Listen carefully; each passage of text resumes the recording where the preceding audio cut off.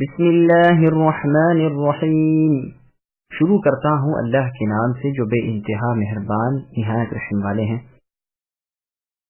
یا ایھا النبی اذا طلقتم النساء فطلقوهن لعدتهن واحصوا العدة واتقوا الله ربكم لا تخرجوهن من بيوتهن ولا يخرجن إلا أن يأتين بفاحشة مبينة وتلك حدود الله ومن يتعد حدود الله فقد ظلم نفسه لا تدري لعل الله يحدث بعد ذلك أمرا۔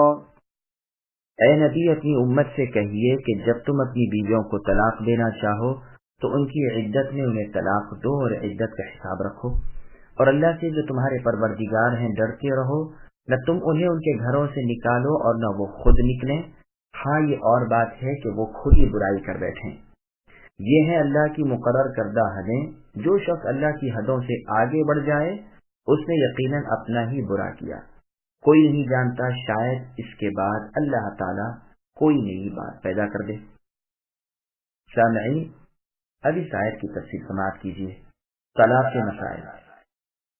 اولاً تو نبی صلی اللہ علیہ وسلم سے شرافت و کرامت کے طور پر خطاب کیا گیا، پھر تبعاً آپ صلی اللہ علیہ وسلم کی امت سے خطاب کیا گیا اور طلاق کے مسئلے کو سمجھایا گیا۔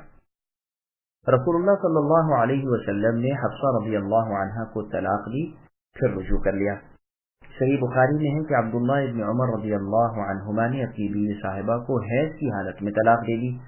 عمر رضی اللہ عنہ نے یہ واقعہ رسول اللہ سے بیان کیا، آپ ناراض ہوئے اور فرمایا اسے چاہیے کہ رجوع کر لے، پھر حیض سے پاک ہونے تک روکے رکھے، پھر دوسرا حیض آئے اور اس سے نہا لیں، پھر اگر جی چاہے طلاق دے دیں، یعنی اسی پاکیزگی کی حالت میں بات چیت کرنے سے پہلے۔ یہی وہ عدت ہے جس کا حکم اللہ تعالیٰ نے دیا ہے۔ یہ حدیث اور بھی بہت سی کتابوں میں بہت سی سندوں کے ساتھ مذکور ہے۔ عبد الرحمن ابن ایمن رحمۃ اللہ علیہ نے جو عجزہ کے مولا ہیں ابو الزبیر رحمۃ اللہ علیہ کے سنتے ہوئے ابن عمر رضی اللہ عنہما سے سوال کیا کہ اس شخص کے بارے میں آپ کیا فرماتے ہیں جس نے اپنی بیوی کو حیض کی حالت میں طلاق دی؟ تو آپ نے فرمایا سنو، ابن عمر نے اپنی بیوی کو حیض کی حالت میں رسول اللہ کی زندگی میں طلاق دی تو رسول اللہ نے حکم دیا کہ انہیں لوٹا لے۔ چنانچہ ابن عمر رضی اللہ عنہما نے رجوع کر لیا، اور یہ بھی رسول اللہ نے فرمایا تھا کہ اس کے پاک ہو جانے کے بعد اسے اختیار ہے خواہ طلاق دے خواہ بتا لے۔ اور رسول اللہ نے اس آیت کی تلاوت کی، یا ایھا النبی اذا طلقتم النساء فطلقوهن فی قبل عدتهن۔ یہ روایت مسلم کی ہے۔ دوسری روایت میں فطلقوهن لعدتهن یعنی طہر کی حالت میں جماع سے پہلے۔ بہت سے بزرگوں نے یہی فرمایا ہے۔ ابن عباس رضی اللہ عنہما فرماتے ہیں یعنی حالت حیض میں طلاق نہ دو، نہ اس طہر میں طلاق دو جس میں جماع ہو چکا ہو، بلکہ اس وقت تک چھوڑ دو جب حیض آ جائے، پھر اس سے نہا لے تب ایک طلاق دے۔ اکرمہ فرماتے ہیں عدت سے مراد طہر ہے، قرء سے مراد حیض ہے یا حمل کی حالت میں جب حمل ظاہر ہو۔ جس طہر میں مجامعت کر چکا ہے اس میں طلاق نہ دے، نہ معلوم حاملہ ہے یا نہیں۔ یہی سے باسمجھ علماء نے احکام طلاق لیے ہیں اور طلاق کی دو قسمیں کی ہیں، طلاق سنت و طلاق بدعت۔ طلاق سنت تو یہ ہے کہ طہر کی یعنی پاکیزگی کی حالت میں جماع کرنے سے پہلے طلاق دے دے یا حالت حمل میں طلاق دے، اور بدعی طلاق یہ ہے کہ حالت حیض میں طلاق دے یا طہر میں دے لیکن مجامعت کر چکا ہے اور معلوم نہ ہو کہ حمل ہے یا نہیں۔ طلاق کی تیسری قسم بھی ہے جو نہ طلاق سنت ہے نہ طلاق بدعت، اور وہ نابالغہ کی طلاق ہے، اور اس عورت کی جسے حیض کے آنے سے نا امیدی ہو چکی ہو، اور اس عورت کی جس سے دخول نہ ہوا ہو۔ ان سب کے احکام اور تفصیلی بحث کی جگہ کتب فروع ہیں نہ کہ تفسیر، واللہ سبحانہ وتعالی اعلم۔ عدت کی حفاظت۔ پھر فرمان ہے کہ عدت کی حفاظت کرو، اس کی ابتدا اور انتہا کی دیکھ بھال رکھو، ایسا نہ ہو کہ عدت کی لمبائی عورت کو دوسرا خاوند کرنے سے روک دے، اور اس بارے میں اپنے معبود حقیقی اللہ تعالی سے جو پروردگار عالم ہے ڈرتے رہو۔ عدت کے زمانے میں مطلقہ عورت کی رہائش کا مکان خاوند کے ذمے ہے، وہ اسے نکال نہ دے اور نہ خود اسے نکلنا جائز ہے۔ کیونکہ وہ اپنے خادم کے حق میں رکی ہوئی ہے۔ فاحشۃ مبینۃ زنا کو بھی شامل ہے، اور اسے بھی کہ عورت اپنے خادم کو تنگ کرے، اس کا خلاف کرے اور ایذا پہنچائے، یا بد زبانی و کج خلوقی شروع کر دے اور اپنے کاموں سے اور اپنی زبان سے سسرال والوں کو تکلیف پہنچائے، تو ان صورتوں میں بے شک خادم کو جائز ہے کہ اسے اپنے گھر سے نکال باہر کرے۔ یہ اللہ تعالیٰ کی مقرر کردہ حدیں ہیں، اللہ کی شریعت اور اللہ کے بتلائے ہوئے احکام ہیں۔ جو شخص ان پر عمل نہ کرے، انہیں بے حرمتی کے ساتھ توڑ دے، ان سے آگے بڑھ جائے، وہ اپنا ہی برا کرنے والا اور اپنی ہی جان پر ظلم ڈھانے والا ہے۔ شاید کہ اللہ کوئی نئی بات پیدا کر دے، اللہ کے ارادوں کو اور ہونے والی باتوں کو کوئی نہیں جان سکتا۔ عدت کا زمانہ مطلقہ عورت کو خادم کے گھر گزارنے کا حکم دینا اللہ کی مصلحت سے ہے کہ ممکن ہے اس عدت میں اس کے خادم کے خیالات بدل جائیں، طلاق دینے پر نادم ہو اور دل میں لوٹا لینے کا خیال پیدا ہو جائے، اور پھر رجوع کر کے دونوں میاں بیوی امن و امان سے گزارا کرنے لگیں۔ نیا کام پیدا کرنے سے مراد بھی رجعت ہے۔ اسی بنا پر بعض سلف اور ان کے تابعین، مثلا امام احمد بن حنبل رحمۃ اللہ علیہ وغیرہ کا مذہب ہے کہ مبتوتہ یعنی وہ عورت جس کی طلاق کے بعد خادم کو رجعت کا حق باقی نہ رہا ہو، اس کے لیے عدت گزارنے کے زمانے تک مکان کا دینا خادم کے ذمہ نہیں۔ اسی طرح جس عورت کا خادم فوت ہو جائے، اسے بھی رہائشی مکان عدت تک کے لیے دینا اس کے وارثوں پر نہیں۔ ان کی اعتمادی دلیل فاطمہ بنت قیس فہریہ رضی اللہ عنہ والی حدیث ہے کہ جب ان کے خاوند ابو عمر ابن حفص رضی اللہ عنہ نے ان کو تیسری آخری طلاق دی تھی، اور وہ اس وقت یہاں موجود نہ تھے بلکہ یمن میں تھے اور وہیں سے طلاق دی تھی، تو ان کے وکیل نے ان کے پاس تھوڑے سے جو بھیج دیے تھے کہ یہ تمہاری خوراک ہے۔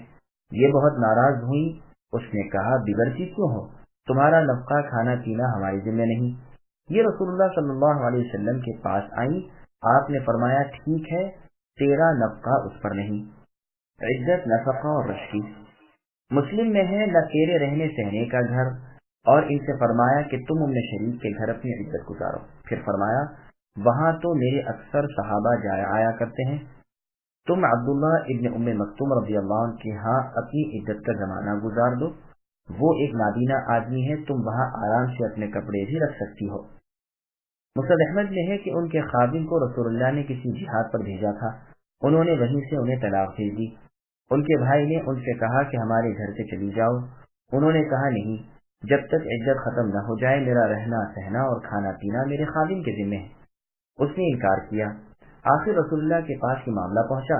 جب رسول اللہ کو یہ معلوم ہوا کہ یہ آخری تیسری طلاق ہے، تب آپ نے فاطمہ بنت قیس سے فرمایا نا نفقہ گھر بار خادم کے ذمے اس صورت میں ہے کہ اسے حق رجعت حاصل ہو، جب یہ نہیں تو وہ بھی نہیں، تم یہاں سے چلی جاؤ اور فلاں عورت کے گھر اپنی عدت گزارو۔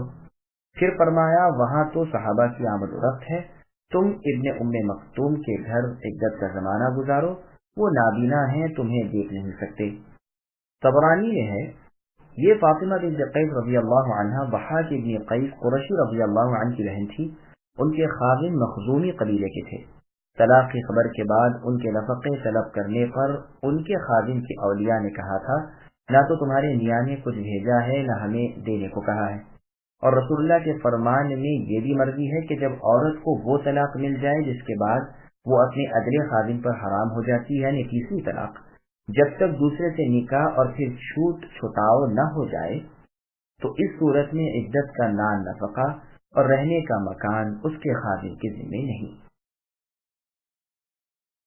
فَإِذَا بَلَغْنَ أَجَلَهُنَّ فَأَمْسِكُوهُنَّ بِمَعْرُوفٍ أَوْ فَارِقُوهُنَّ بِمَعْرُوفٍ وَأَشْهِدُوا ذَوَيْ عَدْلٍ مِّنكُمْ وَأَقِيمُوا الشَّهَادَةَ لِلَّهِ ذَلِكُمْ يُوعَظُ بِهِ مَن كَانَ يُؤْمِنُ بِاللَّهِ وَالْيَوْمِ الْآخِرِ وَمَن يَتَّقِ اللَّهَ يَجْعَل لَّهُ مَخْرَجًا وَيَرْزُقْهُ مِنْ حَيْثُ لَا يَحْتَسِبُ وَمَن يَتَوَكَّلْ عَلَى اللَّهِ فَهُوَ حَسْبُهُ إِنَّ اللَّهَ بَالِغُ أَمْرِهِ قَدْ جَعَلَ اللَّهُ لِكُلِّ شَيْءٍ قَدْرًا۔ بس جب یہ عورتیں اپنی عدت پوری کرنے کے قریب پہنچ جائیں تو انہیں یا تو قاعدے کے مطابق اپنے نکاح میں رہنے دو یا دستور کے مطابق انہیں الگ کر دو، اور آپس میں سے 2 عادل شخصوں کو گواہ کر لو اور اللہ کی رضامندی کے لیے ٹھیک ٹھیک گواہی دو۔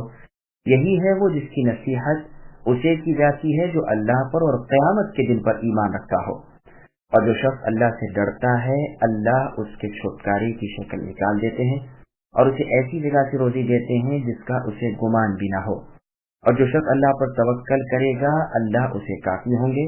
اللہ تعالیٰ اپنا کام پورا کر کے ہی رہیں گے۔ اللہ تعالیٰ نے ہر چیز کا ایک اندازہ مقرر کر رکھا ہے۔ سامعین، اب ان آیتوں کی تفسیر سماعت کیجیے۔ عدت کے مسائل۔ ارشاد ہوتا ہے کہ عدت والی عورت کی عدت جب پوری ہونے کے قریب پہنچ جائے تو ان کے خاوندوں کو چاہیے کہ 2 باتوں میں سے ایک کر لیں، یا تو انہیں بھلائی اور سلوک کے ساتھ اپنے ہی نکاح میں روک رکھیں، یعنی طلاق جو دی تھی اس سے رجوع کر کے باقاعدہ اس کے ساتھ بود و باش رکھیں، یا انہیں اور طلاق دے دیں لیکن برا کہے بغیر، گالی گلوچ دیے بغیر، سرزنش اور ڈانٹ ڈپٹ بغیر، بھلائی اچھائی اور خوبصورتی کے ساتھ۔ یہ یاد رہے کہ رجعت کا اختیار اس وقت ہے جب ایک طلاق ہوئی ہو یا 2 ہوئی ہو۔ پھر آگے اللہ فرماتے ہیں اگر رجعت کا ارادہ ہو اور رجعت کرو یعنی لوٹا لو تو اس پر 2 عادل مسلمان گواہ رکھ لو۔ ابو داؤد اور ابن ماجہ کی حدیث میں ہے کہ عمران بن حسین رضی اللہ عنہ سے دریافت کیا گیا کہ ایک شخص اپنی بیوی کو طلاق دیتا ہے، پھر اس سے جماع کرتا ہے، نہ طلاق پر گواہ رکھتا ہے نہ رجعت پر، تو آپ نے فرمایا اس نے خلاف سنت طلاق دی اور خلاف سنت رجوع کیا۔ طلاق پر بھی گواہ رکھنا چاہیے اور رجعت پر بھی، اب دوبارہ ایسا نہ کرنا۔ آقا رحمت اللہ علیہ فرماتے ہیں نکاح، طلاق، رجعت بغیر 2 عادل گواہوں کے جائز نہیں، جیسے فرمان الہی ہے، ہاں مجبوری ہو تو اور بات ہے۔ پھر آگے اللہ فرماتے ہیں گواہ مقرر کرنے کا اور سچی شہادت دینے کا حکم انہیں ہو رہا ہے جو اللہ پر اور پچھلے دن یعنی قیامت کے دن پر ایمان رکھتے ہیں، اللہ کی شریعت کے پابند اور عذاب آخرت سے ڈرنے والے ہوں۔ امام شافعی رحمۃ اللہ علیہ فرماتے ہیں رجعت پر گواہ رکھنا واجب ہے، جس طرح ان کے نزدیک ابتدائی نکاح پر گواہ رکھنا واجب ہے۔ وہ آپ سے ایک دوسرا قول بھی مروی ہے، ایک اور جماعت کا بھی یہی قول ہے۔ اس مسئلے کو ماننے والی علماء کرام کی جماعت یہ بھی کہتی ہے کہ رجعت بغیر زبانی کہے ثابت نہیں ہوتی، کیونکہ گواہ رکھنا ضروری ہے، اور جب تک زبان سے نہ کہے گواہ کیسے مقرر کیے جائیں گے۔ پھر فرماتے ہیں کہ جو شخص احکام الہی بجا لائے، اس کے حرام کردہ چیزوں سے پرہیز کرے، اللہ تعالیٰ اس کے لیے مخلصی پیدا کرتے ہیں اور ایسی جگہ سے اس طرح رزق پہنچاتے ہیں کہ اس کے خواب و خیال میں بھی نہ ہو۔ ابن ابی حاتم نے عبداللہ بن مسعود رضی اللہ عنہ فرماتے ہیں کہ قرآن میں بہت ہی جامع آیت ان اللہ یأمر بالعدل والاحسان ہے، اور سب سے زیادہ کشادگی کا وعدہ اس آیت ومن یتق اللہ میں ہے۔ ابن عباس رضی اللہ عنہما فرماتے ہیں اسے اللہ تعالیٰ دنیا اور آخرت کی کرب و بے چینی سے نجات دیں گے۔ ربیع رحمۃ اللہ علیہ فرماتے ہیں لوگوں پر جو کام بھاری ہو اس پر آسان ہو جائے گا۔ اکرمہ رحمۃ اللہ علیہ فرماتے ہیں مطلب یہ ہے کہ جو شخص اپنی بیوی کو اللہ کے حکم کے مطابق طلاق دے گا اللہ اسے نکاسی اور نجات دیں گے۔ ابن مسعود رضی اللہ عنہ وغیرہ سے مروی ہے کہ وہ جانتے ہیں کہ اللہ اگر چاہیں دیں گے، اگر نہ چاہیں نہ دیں گے۔ قتادہ رحمۃ اللہ علیہ فرماتے ہیں تمام امور کے شبہ سے اور موت کی تکلیف سے بچا لیں گے اور روزی ایسی جگہ سے دیں گے جہاں کا گمان بھی نہ ہو۔ سدی رحمۃ اللہ علیہ فرماتے ہیں یہاں اللہ سے ڈرنے کے یہ معنی ہے کہ سنت کے مطابق طلاق دے اور سنت کے مطابق رجوع کرے۔ سدی فرماتے ہیں کہ عوف بن مالک الاشجعی رضی اللہ عنہ کے صاحبزادے کو کفار گرفتار کر کے لے گئے اور انہیں جیل خانے میں ڈال دیا۔ ان کے والد رسول اللہ کے پاس آتے اور اپنے بیٹے کی حالت اور حاجت، مصیبت اور تکلیف بیان کرتے رہتے۔ رسول اللہ انہیں صبر کی تلقین کرتے اور فرماتے عن قریب اللہ تعالیٰ ان کے لیے چھٹکارے کی سبیل بنا دیں گے۔ تھوڑے ہی دن گزرے ہوں گے جو ان کے بیٹے دشمنوں میں سے نکل بھاگے، راستے میں دشمنوں کی بکریوں کا ریوڑ مل گیا جسے اپنے ساتھ ہکا لائے اور بکریاں لیے ہوئے اپنے والد کی خدمت میں جا پہنچے۔ پس یہ آیت اتری کہ متقی بندوں کو اللہ تعالیٰ نجات دیتے ہیں اور اس کا گمان بھی نہ ہو وہاں سے اسے روزی پہنچاتے ہیں۔ مسند احمد میں ہے کہ ایک مرتبہ ابن عباس رضی اللہ عنہما رسول اللہ کے ساتھ آپ کی سواری پر آپ کے پاس بیٹھے ہوئے تھے، جو آپ نے فرمایا بچے میں تمہیں چند باتیں سکھاتا ہوں، سنو۔ تم اللہ کی یاد رکھو، یعنی اللہ کو یاد کرو وہ تمہیں یاد رکھیں گے۔ اللہ کے حکم کی حفاظت کرو تو اللہ کو اپنے پاس بلکہ اپنے سامنے پاؤ گے۔ جب کچھ مانگنا ہو اللہ ہی سے مانگو، جب مدد طلب کرنی ہو تو اللہ ہی سے مدد چاہو، اور جان لو کہ اگر تمام امت مل کر تمہیں نفع پہنچانا چاہے اور اللہ کو منظور نہ ہو تو ذرا سا بھی نفع نہیں پہنچا سکتی، اور اسی طرح سارے کے سارے جمع ہو کر تمہیں کوئی نقصان پہنچانا چاہیں تو بھی نہیں پہنچا سکتے اگر تقدیر میں نہ لکھا ہو۔ قلمیں اٹھ چکی اور صحیفے خشک ہو گئے۔ ترمذی میں بھی یہ حدیث ہے، امام ترمذی اسے حسن صحیح کہتے ہیں۔ مسند احمد کی اور حدیث میں ہے جسے کوئی حاجت ہو اور وہ لوگوں کی طرف لے جائے تو بہت ممکن ہے کہ وہ سختی میں پڑ جائے اور کام مشکل ہو جائے، اور جو اپنی حاجت اللہ کی طرف لے جائے اللہ تعالیٰ ضرور اس کی مراد پوری کرتے ہیں، یا تو جلدی اسی دنیا میں ہی یا دیر کے بعد یعنی موت کے بعد۔ پھر ارشاد ہوتا ہے کہ اللہ تعالیٰ اپنے قضاء اور احکام کو جس طرح اور جیسے چاہیں اپنی مخلوق میں پورا کرنے والے اور اچھی طرح جاری کرنے والے ہیں، یعنی ہر چیز کا اللہ نے اندازہ مقرر کیا ہوا ہے، جیسے اور جگہ ہے وَكُلُّ شَيْءٍ عِندَهُ بِمِقْدَارٍ، اور ہر چیز اللہ کے پاس ایک اندازے سے ہے۔ واللائي يئسن من المحيض من نسائكم إن ارتبتم فعدتهن 3 أشهر واللائي لم يحضن وأولاة الأحمال أجلهن أن يضعن حملهن ومن يتق الله يجعل له من أمره يسرا ذلك أمر الله أنزله إليكم ومن يتق الله يكفر عنه سيئاته ويعظم له أجرا۔ اور تمہاری عورتوں میں سے جو عورتیں حیض سے نا امید ہو گئی ہوں، اگر تمہیں شبہ ہو تو ان کی عدت 3 مہینے ہے، اور ان کی بھی جنہیں ابھی حیض آنا شروع ہی نہ ہوا ہو، اور حاملہ عورتوں کی عدت ان کے بچے کا پیدا ہو جانا ہے، اور جو شخص اللہ تعالیٰ سے ڈرے گا اللہ اس کے ہر کام میں آسانی کر دیں گے۔ یہ اللہ کا حکم ہے جو اللہ نے تمہارے پاس بھیجا ہے، اور جو شخص اللہ سے ڈرے گا اللہ اس کے گناہ دور کر دیں گے اور اسے بڑا بھاری اجر دیں گے۔ سامعین، اب ان آیتوں کی تفسیر سماعت کیجیے۔ حاملہ اور ناامید عورت کی عدت۔ جن بڑھیا عورتوں کے بوجہ اپنی بڑی عمر کے ایام بند ہو گئے ہوں ان کی عدت یہاں بتلائی جاتی ہے کہ 3 مہینے کی عدت گزاریں، جیسے کہ ایام والی عورتوں کی عدت 3 حیض ہے، ملاحظہ ہو سورہ بقرہ کی آیت۔ اسی طرح وہ نابالغ لڑکیاں جو اس عمر کو نہیں پہنچی کہ انہیں کپڑے آئیں ان کی عدت بھی 3 مہینے رکھی۔ اگر تمہیں شک ہو اس کی تفسیر میں 2 قول ہیں، ایک تو یہ کہ یہ خون دیکھیں اور تمہیں شبہ گزرے کہ آیا حیض کا خون ہے یا استحاضے کی بیماری کا۔ دوسرا قول یہ ہے کہ ان کی عدت کے حکم میں تمہیں شک باقی رہ جائے اور تم اسے نہ پہچان سکو تو 3 مہینے یاد رکھ لو۔ یہ دوسرا قول ہی زیادہ ظاہر ہے۔ اس کی دلیل یہ روایت بھی ہے کہ ابی بن کعب رضی اللہ عنہ نے کہا تھا اللہ کے رسول بہت سی عورتوں کی عدت ابھی بیان نہیں ہوئی، کمسن لڑکیاں، بوڑھی بڑی عورتیں اور حمل والی عورتیں۔ اس کے جواب میں یہ آیت اتری، لیکن اس کی صنعت ضعیف ہے۔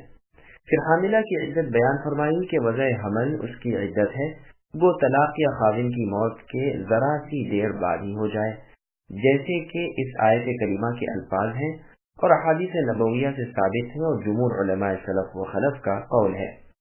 ہاں علی اور ابن عباس رضی اللہ عنہما سے مرضی ہے کہ سورہ بقرہ کی آیت اور اس آیت کو ملا کر ان کا فتویٰ ہے کہ ان دونوں میں جو زیادہ دیر میں ختم ہو وہ عدت یہ گزارے، یعنی اگر بچہ 3 مہینے سے پہلے پیدا ہو گیا تو 3 مہینے کی عدت، اور 3 مہینے گزر چکے اور بچہ پیدا نہیں ہوا تو بچے کے ہونے تک عدت ہے۔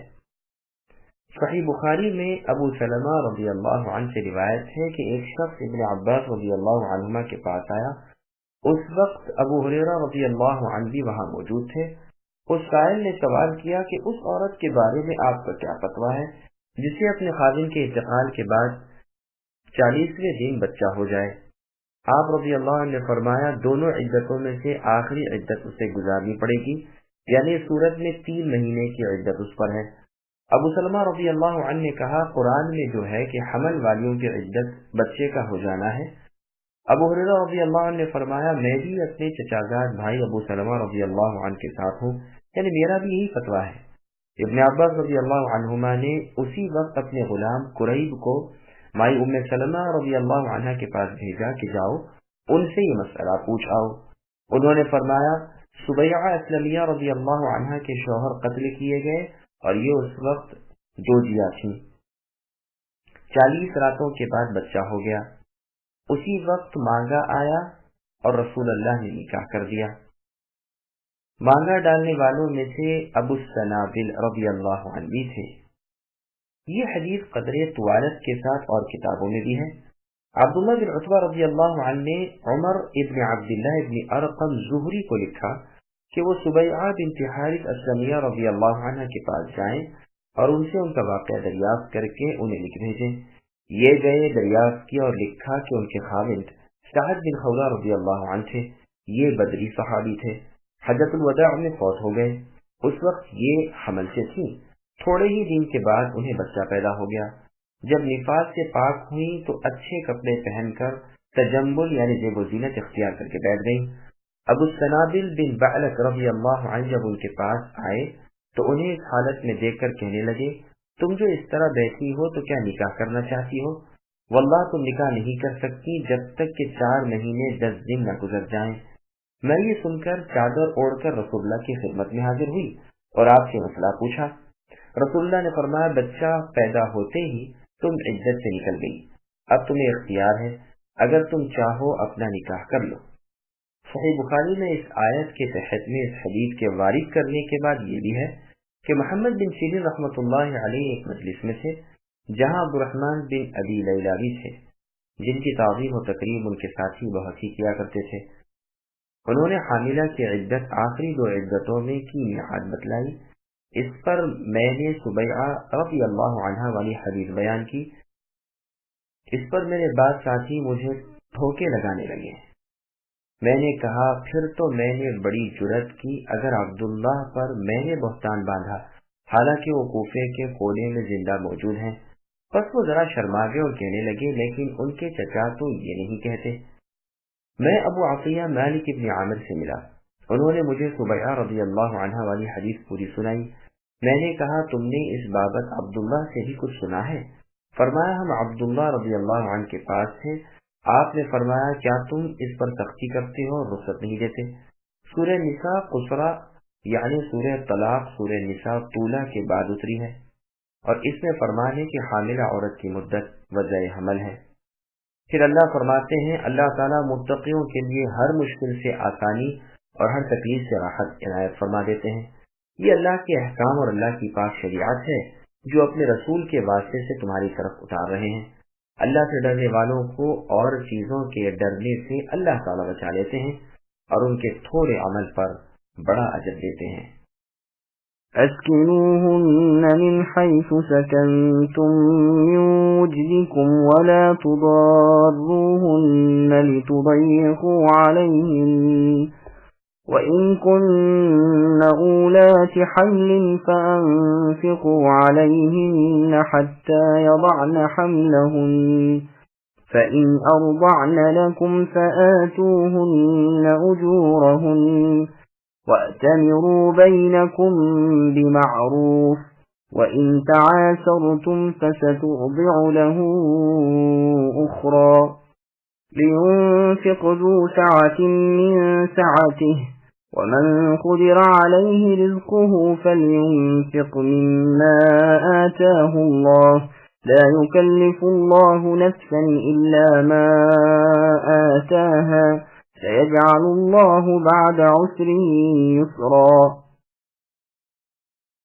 تم اپنی طاقت کے مطابق جہاں تم رہتے ہو وہاں ان طلاق والی عورتوں کو بھی بساؤ اور انہیں تنگ کرنے کے لیے تکلیف نہ پہنچاؤ، اور اگر یہ حمل سے ہو تو جب تک کہ بچہ پیدا ہو لے انہیں خرچ دیتے رہا کرو، پھر اگر تمہارے کہنے سے وہی دودھ پلائیں تو تم انہیں ان کی اجرت دے دو اور باہم مناسب طور پر مشورہ کر لیا کرو، اور اگر تم آپس میں کشمکش کرو تو اس کے کہنے سے کوئی اور دودھ پلائے گی۔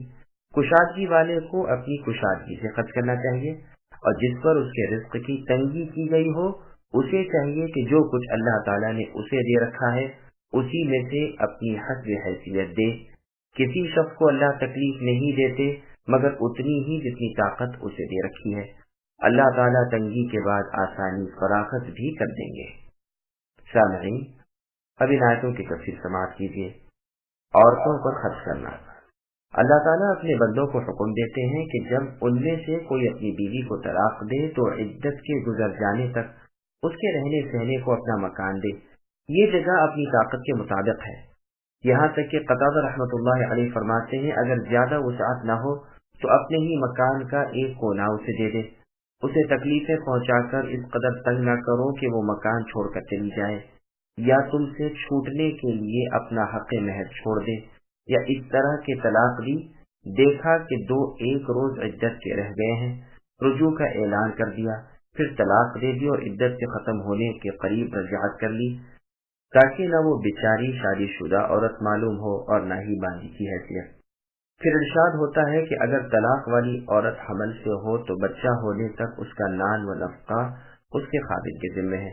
اکثر علماء کا فرمان ہے کہ یہ حکم خاص ان عورتوں کے لیے بیان ہو رہا ہے جنہیں آخری طلاق دے دی گئی ہو، یعنی تیسری، جس سے رجوع کرنے کا حق ان کے خاوندوں کو نہ رہا ہو، اس لیے کہ جن سے رجوع ہو سکتا ہے ان کی عدت تک کا خرچ تو خاوند کے ذمہ ہے ہی، وہ حمل سے ہو تب اور بے حمل ہو تو تب بھی۔ اور حضرات علماء فرماتے ہیں کہ یہ حکم بھی انہی عورتوں کا بیان ہو رہا ہے جن سے رجعت کا حق حاصل ہے، کیونکہ اوپر بھی یعنی گزشتہ آیتوں میں انہی کا بیان تھا۔ اسے الگ اس لیے بیان کر دیا کہ عموماً حمل کی مدت لمبی ہوتی ہے، تو کوئی یہ نہ سمجھ بیٹھے کہ عدت کے زمانے جتنا نفقہ تو ہمارے ذمے ہے پھر نہیں، اس لیے صاف طور پر فرما دیا کہ رجعیت والی طلاق کے وقت اگر عورت حمل سے ہو تو جب تک بچہ نہ ہو اس کا کھلانا پلانا خاوند کے ذمہ ہے۔ پھر اس میں بھی علماء کا اختلاف ہے کہ خرچ اس کے لیے حمل کے واسطے ہے یا حمل کے لیے ہی۔ امام شافعی رحمۃ اللہ علیہ وغیرہ سے دونوں قول مروی ہیں، اور اس بنا پر بہت سے فروعی مسائل میں بھی اختلاف رونما ہوا ہے۔ پھر آگے اللہ فرماتے ہیں کہ جب یہ مطلقہ عورتیں حمل سے فارغ ہو جائیں تو اگر تمہاری اولاد کو وہ دودھ پلائیں تو تمہیں ان کی دودھ پلائی دینی چاہیے۔ ہاں، عورت کو اختیار ہے خواہ دودھ پلائے یا نہ پلائے، لیکن اول دفعہ کا دودھ اسے ضرور پلانا چاہیے، گو پھر دودھ نہ پلائے، کیونکہ عموماً بچے کی زندگی اس دودھ کے ساتھ وابستہ ہے، تو اگر وہ بعد میں بھی دودھ پلاتی رہے تو ماں باپ کے درمیان جو اجرت طے ہو جائے وہ ادا کرنی چاہیے۔ تم نے آپس میں جو کام ہو وہ بھلائی کے ساتھ باقاعدہ دستور کے مطابق ہونے چاہیے، نہ یہ اس کے نقصان کے ڈرتے رہے نہ وہ اسے ایذا پہنچانے کی کوشش کرے، جیسے سورہ بقرہ میں فرمایا لا تضار والدة بولدها ولا مولود له بولده، یعنی بچے کے بارے میں نہ اس کی ماں کو ضرر پہنچایا جائے نہ اس کے باپ کو۔ پھر آگے اللہ فرماتے ہیں اگر آپس میں اختلاف بڑھ جائے، مثلا لڑکے کا باپ کم دینا چاہتا ہے جو اس کی ماں کو منظور نہیں، یا ماں زائد مانگتی ہے جو باپ پر گراں ہے اور موافقت نہیں ہو سکتی، دونوں کسی بات پر رضامند نہیں ہوتے، تو اختیار ہے کہ کسی اور دایا کو دے دیں۔ ہاں، جو اور دایا کو دیا جانا منظور کیا جاتا ہے اگر اسی پر اس بچے کی ماں رضامند ہو جائے تو زیادہ مستحق یہی ہے۔ پھر فرماتے ہیں کہ بچے کا باپ یا ولی جو ہو اسے چاہیے کہ بچے پر اپنی وسعت کے مطابق خرچ کرے، تنگی والا اپنی طاقت کے مطابق دے، طاقت سے بڑھ کر تکلیف اللہ کسی کو نہیں دیتے۔ تفسیر میں جلیل میں ہے کہ ابو عبیدہ رضی اللہ عنہ کی بابت عمر رضی اللہ عنہ نے دریافت کیا تو معلوم ہوا کہ وہ موٹا کپڑا پہنتے ہیں اور ہلکی غذا کھاتے ہیں۔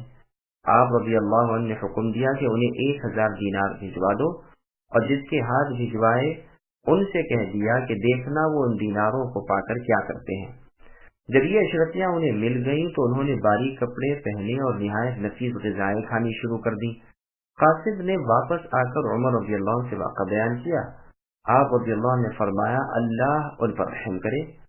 انہوں نے اس آیت پر عمل کیا کہ کشادگی والا اپنی کشادگی کے مطابق خرچ کرے اور تنگی ترشی والا اپنی حالت کے مطابق۔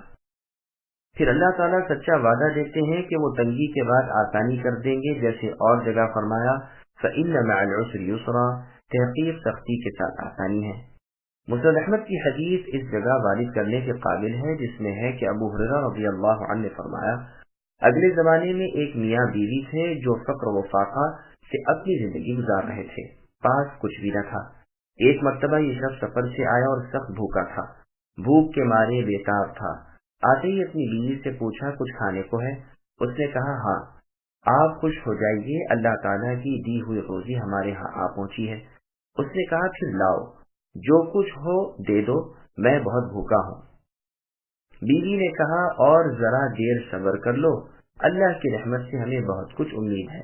پھر جب کچھ دیر اور ہو گئی، اس نے بےتاب ہو کر کہا جو کچھ تمہارے پاس ہے دیتی کیوں نہیں؟ مجھے تو بھوک سے سخت تکلیف ہو رہی ہے۔ بیوی نے کہا اتنی جلدی کیوں کرتے ہو؟ اب تنور کھولتی ہوں۔ تھوڑی دیر گزرنے کے بعد جب بیوی نے دیکھا کہ یہ اب پھر تقاضا کرنا چاہتے ہیں تو خود بخود کہنے لگی اب اٹھ کر تنور کو دیکھتی ہوں۔ اٹھ کر جو دیکھتی ہیں تو قدرت الہی سے ان کے توکل کے بدلے وہ بکری کے پہلو کے گوشت سے بھرا ہوا ہے، اور دیکھتی ہیں کہ گھر کی دونوں چکیاں از خود چل رہی ہیں اور برابر آٹا نکل رہا ہے۔ انہوں نے تنور میں سے سب گوشت نکال لیا اور چکیوں میں سے سارا آٹا اٹھا لیا اور جھاڑ دی۔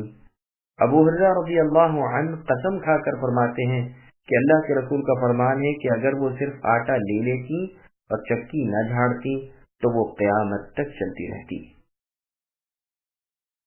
وَكَأَيِّن مِّن قَرْيَةٍ عَتَتْ عَنْ أَمْرِ رَبِّهَا وَرُسُلِهِ فَحَاسَبْنَاهَا حِسَابًا شَدِيدًا وَعَذَّبْنَاهَا عَذَابًا نُكْرًا فَذَاقَتْ وَبَالَ أَمْرِهَا وَكَانَ عَاقِبَةُ أَمْرِهَا خُسْرًا أَعَدَّ اللَّهُ لَهُمْ عَذَابًا شَدِيدًا فَاتَّقُوا اللَّهَ يَا أُولِي الْأَلْبَابِ الذين آمنوا قد أنزل الله إليكم ذكرا رسولا يتلو عليكم آيات الله مبينات ليخرج الذين آمنوا وعملوا الصالحات من الظلمات إلى النور ومن يؤمن بالله ويعمل صالحا يدخله جنات تجري من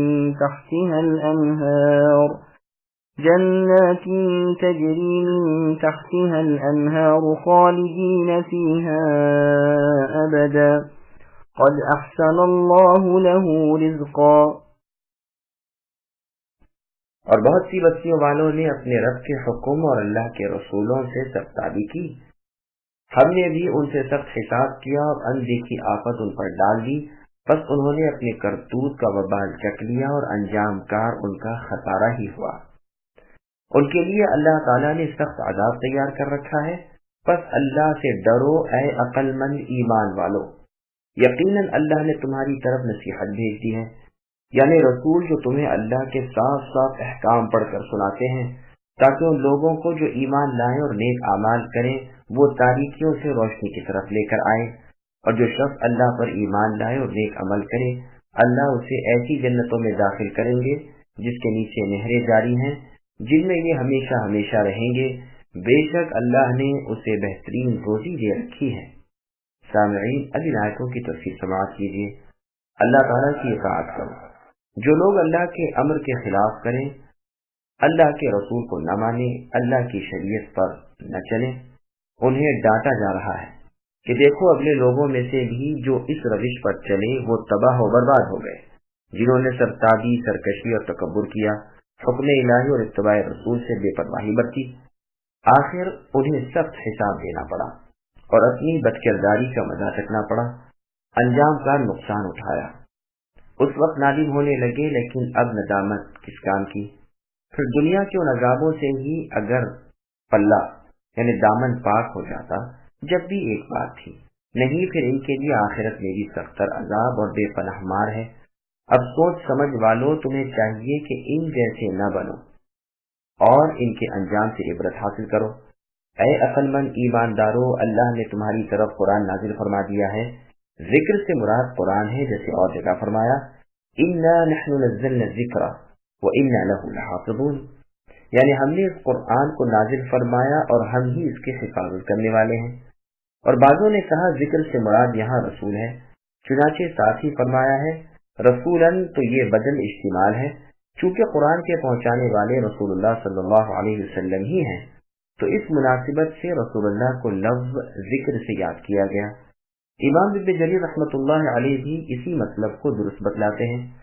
پھر رسول کی حالت بیان فرمائی کہ اللہ کی واضح اور روشن آیتیں پڑھ سناتے ہیں تاکہ مسلمان اندھیروں سے نکل آئیں اور روشنیوں میں پہنچ جائیں، جیسے اور جگہ اللہ نے فرمایا کتاب انزلناہ الیک الی آخر الآیہ، یعنی اس کتاب کو ہم نے آپ کو دیا ہے اے نبی تاکہ آپ لوگوں کو تاریکیوں سے روشنی میں لائیں۔ اور جگہ ارشاد ہے اللہ ولی الذین آمنوا یخرجہم من الظلمات الی النور، یعنی اللہ ایمان والوں کے کارساز ہیں، وہ انہیں اندھیروں سے اجالے کی طرف لاتے ہیں، یعنی کفر و جہالت سے ایمان و علم کی طرف۔ چنانچہ اور آیت میں اللہ تعالیٰ نے اپنی نازل کردہ وحی کو نور فرمایا ہے، کیونکہ اس سے ہدایت اور راہ راست حاصل ہوتی ہے، اور اسی کا نام روح بھی رکھا ہے کیونکہ اس سے دلوں کو زندگی ملتی ہے۔ چنانچہ ارشاد باری ہے وَكَذَلِكَ أَوْحَيْنَا إِلَيْكَ رُوحًا مِّنْ أَمْرِنَا مَا كُنْتَ تَدْرِي مَا الْكِتَابُ وَلَا الْإِيمَانُ وَلَكِنْ جَعَلْنَاهُ نُورًا نَهْدِي بِهِ مَن نَّشَاءُ مِنْ عِبَادِنَا وَإِنَّكَ لَتَهْدِي إِلَى صِرَاطٍ مُّسْتَقِيمٍ، یعنی ہم نے اسی طرح آپ کی طرف اے نبی اپنے حکم سے روح یعنی قرآن مجید کی وحی کی۔ آپ نہیں جانتے تھے کہ کتاب کیا ہے اور ایمان کیا ہے، لیکن ہم نے اسے نور کر دیا، یعنی اس قرآن مجید کو، جس کے ساتھ ہم اپنے جس بندے کو چاہیں ہدایت کرتے ہیں۔ یقیناً آپ اے نبی سچی اور صحیح راہ کی رہبری کرتے ہیں۔ پھر ایمانداروں اور نیک اعمال والوں کا بدلہ بہتی نہروں والی ہمیشگی کی جنت بیان ہوا ہے، جس کی تفسیر بارہا گزر چکی ہے۔ اللہ الذی خلق 7 سماوات ومن الارض مثلہن يتنزل الأمر بينهن لتعلموا أن الله على كل شيء قدير وأن الله قد أحاط بكل شيء علما، اور وہ اللہ جس نے 7 آسمان بنائے اور اسی کے مثل زمینیں بھی، اللہ کا حکم ان کے درمیان اترتا ہے تاکہ تم جان لو کہ اللہ ہر چیز پر قادر ہیں، اور اللہ تعالیٰ نے ہر چیز کو باعتبار علم گھیر رکھا ہے۔ سامعین ابھی آیت کی تفسیر سماعت کیجیے۔ 7 زمینوں کا ذکر۔ اللہ تعالیٰ اپنی قدرت کاملہ اور اپنی عظیم الشان سلطنت کا ذکر فرماتے ہیں تاکہ مخلوق اللہ کی عظمت و عزت کا خیال کر کے اللہ کے فرمان کو قدر کی نگاہ سے دیکھے اور اس پر عامل بن کر اللہ کو خوش کرے۔ تو فرمایا کہ 7 آسمان کے خالق اللہ تعالیٰ ہی ہیں، جیسے نوح علیہ السلام نے اپنی قوم سے فرمایا تھا الم تروا کیف خلق اللہ 7 سماوات طباقا، کہ کیا میری قوم کے لوگوں تم نہیں دیکھتے کہ اللہ پاک نے 7 آسمانوں کو کس طرح اوپر تلے پیدا کیا ہے۔ اور جگہ ارشاد ہے تسبح له السماوات السبع والارض ومن فیہن، یعنی 7 آسمان اور زمین اور ان میں جو کچھ ہے سب اللہ کی تسبیح پڑھتے ہیں۔ پھر فرماتے ہیں اسی یعنی آسمان کے مثل زمینیں ہیں، جیسے کہ بخاری و مسلم کی صحیح حدیث میں ہے جو شخص ظلم کر کے کسی کی ایک بالش بھر زمین لے لے گا اسے 7 زمینوں کا طوق پہنایا جائے گا۔ صحیح بخاری میں ہے اسے 7ویں زمین تک دھسا دیا جائے گا۔ میں نے اس کی تمام سندیں اور کل الفاظ شروع، ابتدا اور انتہا میں زمین کی پیدائش کے ذکر میں بیان کر دیے ہیں، فالحمدللہ۔ جن بعض لوگوں نے کہا ہے کہ اس سے مراد 7 اقلیم ہے، انہوں نے بے فائدہ دوڑ بھاگ کی ہے اور اختلاف بیجا میں پھنس گئے ہیں اور بلا دلیل قرآن و حدیث کا صریح خلاف کیا ہے۔ سورہ حدید میں آیت هو الاول والآخر کی تفسیر میں 7 زمینوں کا اور ان کے درمیان کی دوری کا اور ان کی موٹائی کا جو 500 سال کی ہے پورا بیان ہو چکا ہے۔ ابن مسعود رضی اللہ عنہ وغیرہ بھی یہی فرماتے ہیں۔ ایک اور حدیث میں بھی ہے सातों आसमान और जो कुछ इनमें और इनके दरमियान है, और सातों जमीनें और जो कुछ इनमें और इनके दरमियान है, कुर्सी के मुकाबले में ऐसे हैं जैसे किसी लंबे चौड़े बहुत चटिया मैदान में एक छल्ला पड़ा हो। इब्न जरीर में इब्न अब्बास रज़ी अल्लाह अन्हुमा से मर्वी है कि अगर मैं इसकी तफसीर तुम्हारे सामने बयान करूं तो इसे न मानोगे, और न मानना झूठा जानना है। और रिवायत में है कि किसी शख्स ने इस आयत का मतलब पूछा था, इस पर आपने फरमाया था कि मैं कैसे बावर कर लूं कि जो मैं तुझे बतलाऊंगा तू उसका इनकार न करेगा। और रिवायत में मर्जी है कि हर जमीन में मिसल इब्राहिम के और इस जमीन की मखलूक के हैं। और इब्न मुसन्ना वाली इस रिवायत में आया है हर आसमान में मिसल इब्राहिम अलैहिस्सलाम के है। बैहक़ी की किताबुल अस्मा और सिफात में इब्न अब्बास रज़ियल्लाहु अन्हुमा का कौल है कि सातों जमीनों में से हर एक में नबी है, मिसल तुम्हारे नबी के, और आदम है मिसल आदम अलैहिस्सलाम के, और नूह है मिसल नूह के, और इब्राहिम है मिसल इब्राहिम अलैहिस्सलाम के, और ईसा है मिसल ईसा अलैहिस्सलाम के। फिर इमाम बैहक़ी ने एक और रिवायत भी इब्न अब्बास रज़ियल्लाहु अन्हुमा की वारिद की है और फरमाया है इसकी सनद सहीह है, लेकिन ये बिल्कुल शाज़ है। अबू बुहा जो इसके एक रावी हैं, मेरे इल्म में तो इनकी मुताबिअत कोई नहीं करता, वल्लाहु आलम। सामईन, अल्हम्दुलिल्लाह सूरह तलाक की तफसीर मुकम्मल हुई।